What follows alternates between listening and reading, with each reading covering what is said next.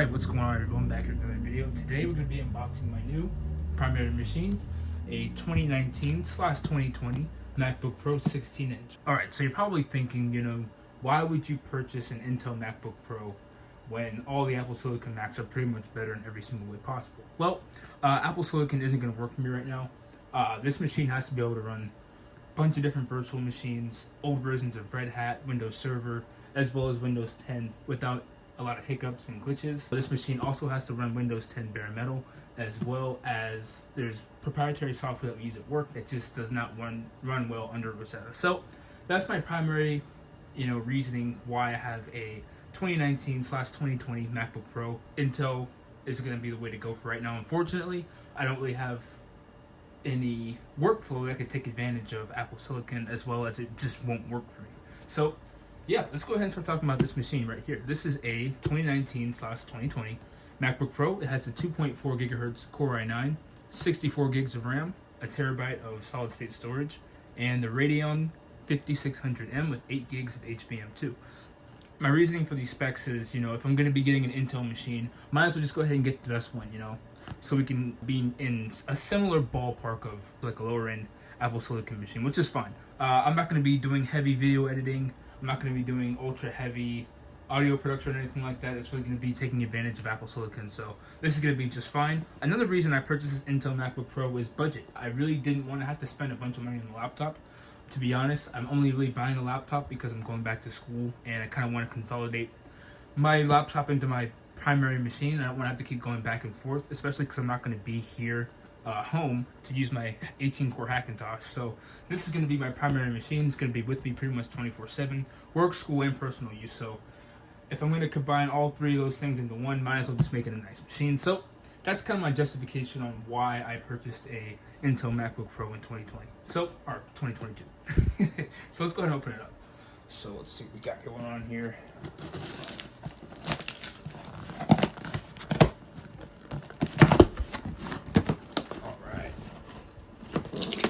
Not a whole lot going on in this packaging.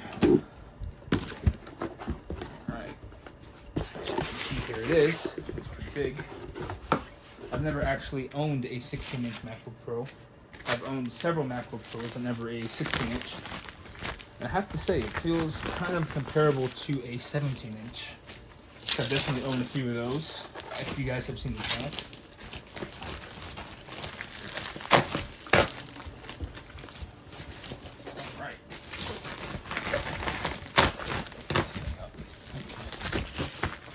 Here it is. It's nice. It's a little warm. Alright, so that's pretty much all we got. We've got the box. File that off to the side. And we've got the power adapter. I believe this is a 95 watt power adapter. And of course, it's a Chinese one, not the legit. But whatever. USB-C cable, because this is a USB-C machine. As you can see, around the MacBook Pro itself, we've got 2 Thunderbolt 3s and 2 more Thunderbolt 3s. So pretty standard stuff. Let's go ahead and open it up here, and wow, that is nice. It's so weird seeing this. Okay. Wasn't expecting the chime. Nice speakers, by the way. Man, that's real nice. But yeah, I'm not used to seeing this in this form factor, man. This is definitely a little interesting. The last 17-inch MacBook Pro I owned was yeah, that's pretty. That's a nice screen. I haven't seen one of these in so long. I'm sorry. The last MacBook Pro bigger than 15-inch that I owned was a 2009 17-inch, and man, this reminds me of the 17-inch so much. But anyway, let's go ahead and see what we got going on here. So we're gonna go in English. All right.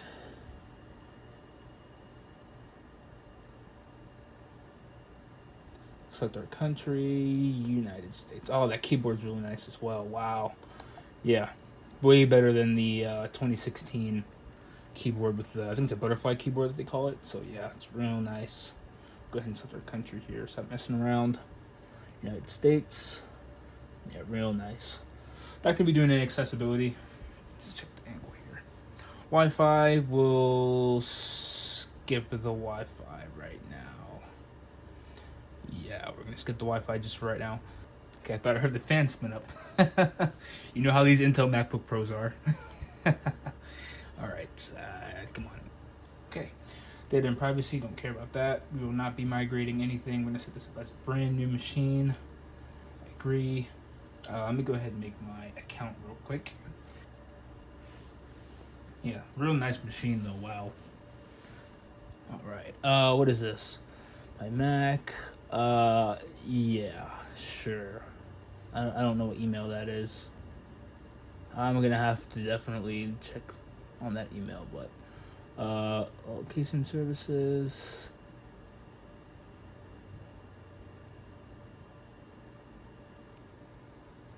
All right, sweet. And we're just gonna do dark. Nice. All right, it looks like we're in right now. So let's go ahead and do this real quick. You guys probably know exactly what we're doing right now. We're gonna go zoom. Yes. All right, let's check if that worked or not. Yep, sure did. Excuse my arm in the way. Let's go about this Mac. All right, so as you can see, here are our specs. 2.4 gigahertz, 8-core i9, 64 gigs of RAM, and let's go ahead and go to the system report here. All right.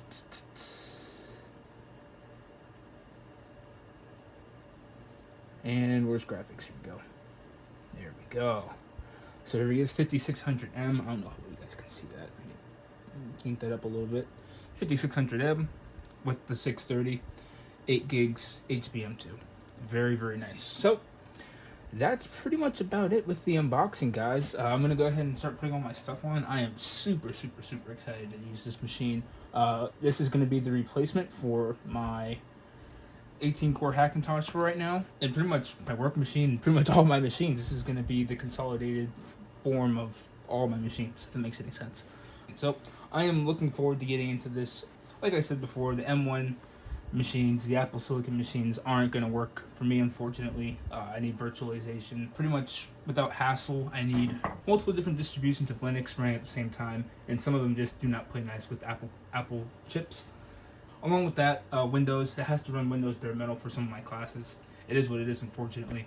Now, yes, you can virtualize stuff on M1. It's not impossible. It's just kind of a hassle, and there's a lot of issues.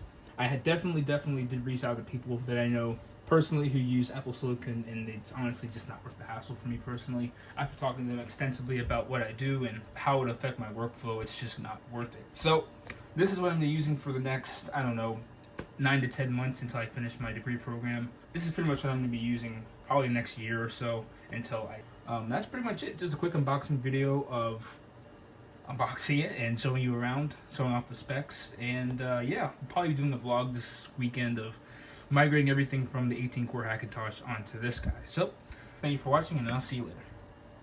Alright, so I've been using this 16-inch MacBook Pro for about a month now, and I'm gonna be honest, it's really good, man. It's really solid laptop. To be honest, I wasn't expecting, it to be amazing.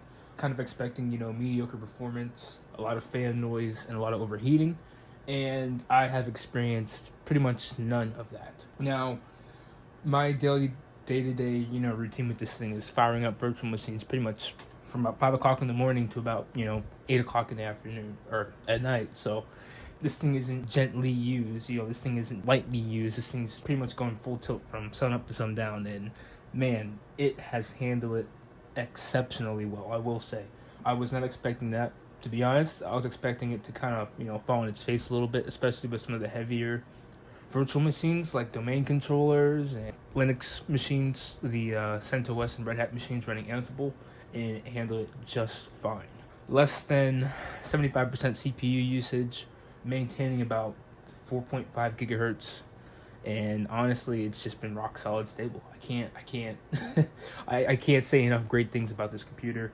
Now, for I guess comparison's sake, I have a M1 MacBook Pro 13-inch here that I did borrow, just to see, if what people were saying about Apple Silicon virtualization is just as bad as they say it is, because I've heard awful things about virtualization, Apple ARM chips, and unfortunately, it is just as bad as they say it is. It's pretty awful.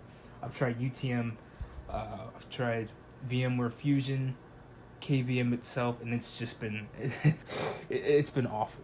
It's been pretty bad. It's unfortunate, but I think it will catch up as the as you know the Linux distributions kind of move over towards ARM and kind of away from x86. Eventually, it'll get to the point where this running at native performance. But honestly, it's pretty much unusable for what I do.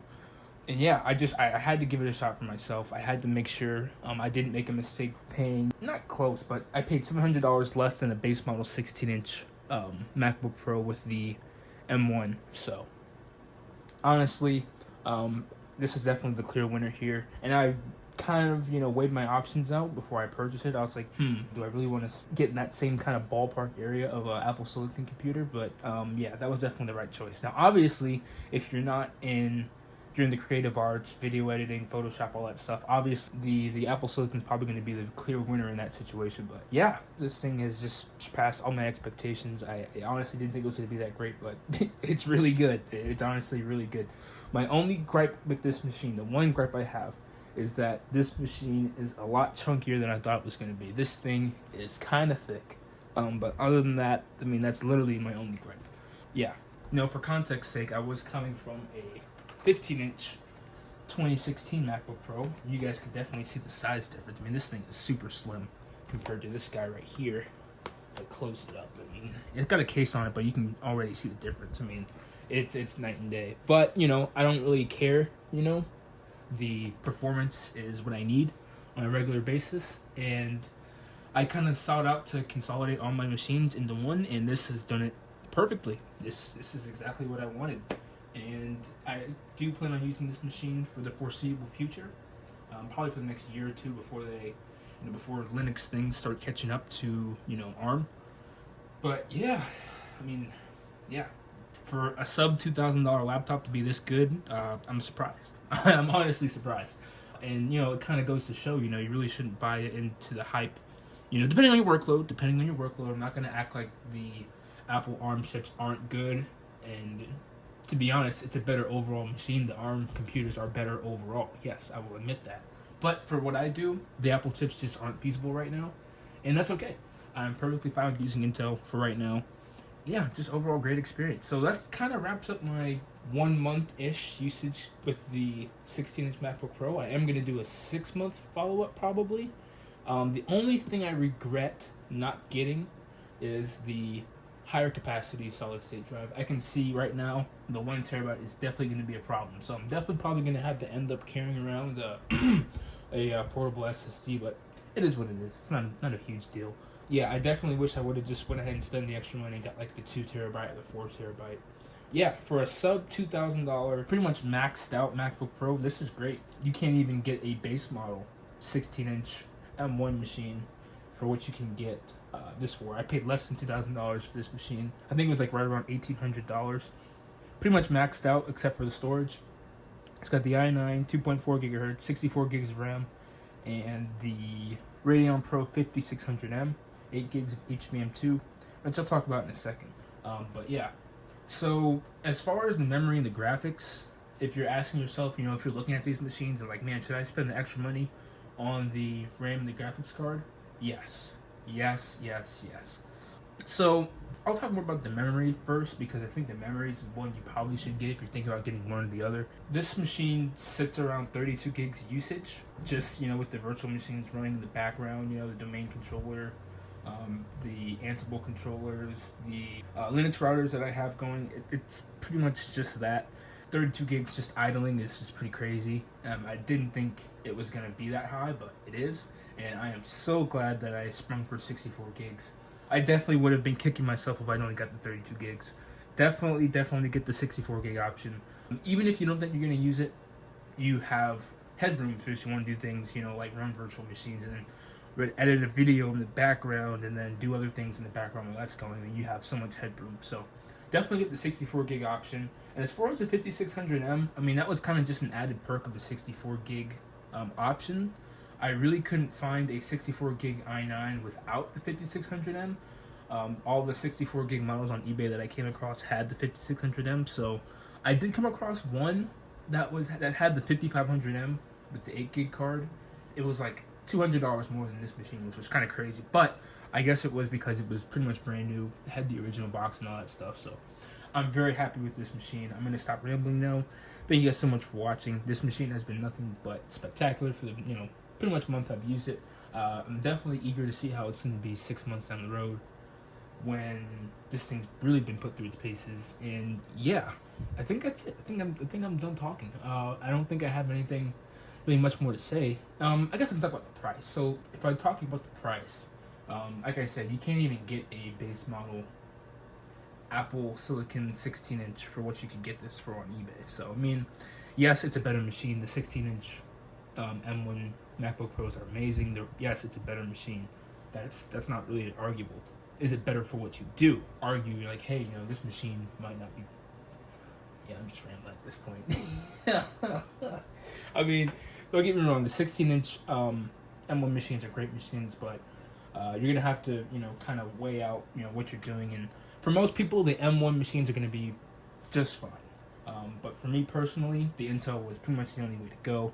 I did do my research before I made the decision. I'm one of the very few people that actually requires an Intel machine, which is actually kind of crazy. So, but yeah, I think that's it. I'm gonna have a hell of a time editing this video because I'm rambling. I've been rambling for about 10 minutes now. But anyway, thank you so much for watching, and yeah, I'll talk to you guys in the next one.